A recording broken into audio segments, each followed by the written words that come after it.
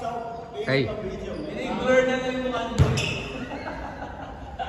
May bayad kami, uy! Ano ba naman kayo? 20 followers yan.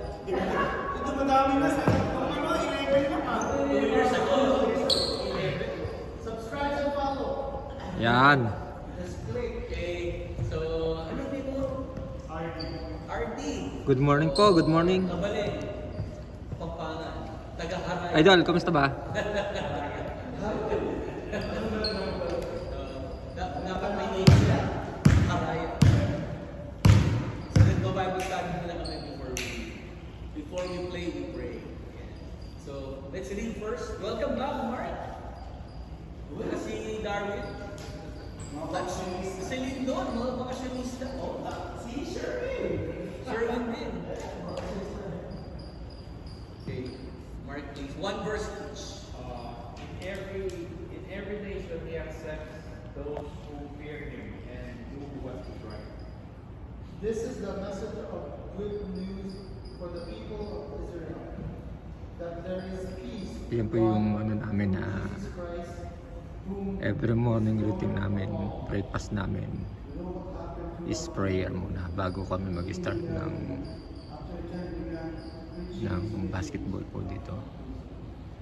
Pinangungunahan po ni Pastor Johnny ng IWC. Yung IWC pa is International Worship Center.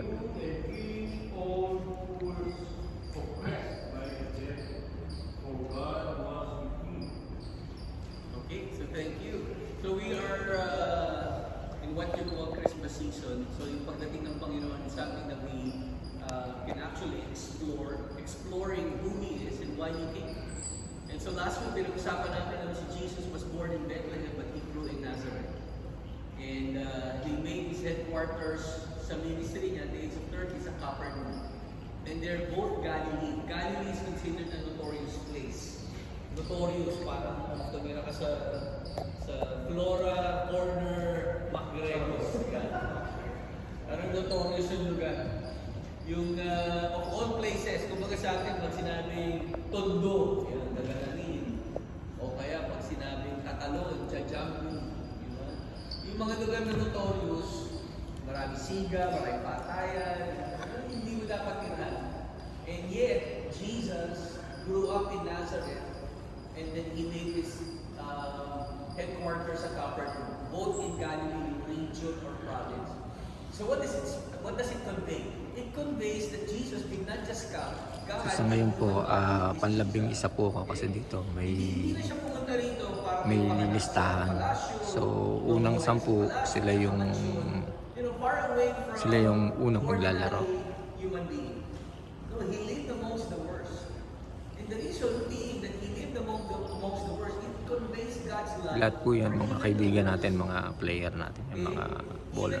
the worst. Sabi dito, Jesus came, this is good news, so that you and God can have peace. Kasi pagkaaway tayo ng Diyos I don't care kung kayo nagsisimba o hindi, kaaway ng Diyos. By the mere fact that there's independence, there is rebellion on the inside. Tingnan nyo, yung masama, yun ang masarap gawin Yung bawal, yun yung masarap kainin.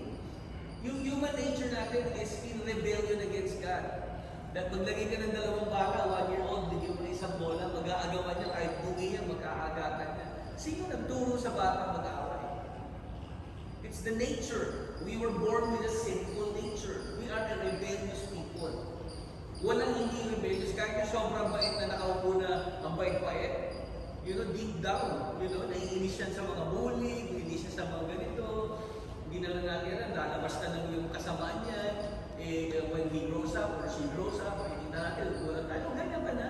25 years ago, bait-bait mo, okay, so lahat tayo, we have this independent, rebellious nature.